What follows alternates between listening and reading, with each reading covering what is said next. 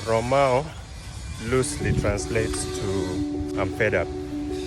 That's why I'm actually making this, mostly for those who are like fed up of maybe the situations in which they are in. It could be a workplace, it could be family things, it could be generational stuff that has been going on over and over again. And perhaps you do not want to see that continue happening. And so, today I'm going to focus, maybe even a couple of next postings that I'm going to do, I'll focus on going to the gym or working out. So it's very significant in relation to what I'm going to be talking about, this entire thing of the uncomfortability of change.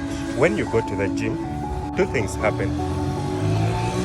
At the back of your mind, you know it's maybe someone has told you it's going to be hard, but once you get there, you will work out. It can feel really hard, but when you finish like this, you're going to feel very, very good for a moment, and that's important because it helps so that you can keep up. Now, the problem is your muscles are not used to that, so when it settles, it's going to hurt much more, and the next time you may even think twice about going back to workout. But once you go back, that pain will normalize. Very, very similar to what happens when we decide to change something in our lives or get out of a comfortable place. It hurts a lot.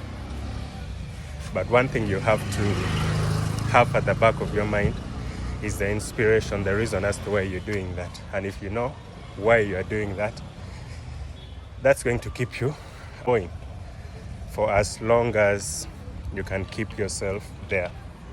So yeah, if you're starting something new, if you want to start something new, if you want to change something, think of mostly the reason as to why you're doing it and let that guide you. However hard it gets, you know the reason as to why you're trying to do it, so you'll keep it up. That's it for today.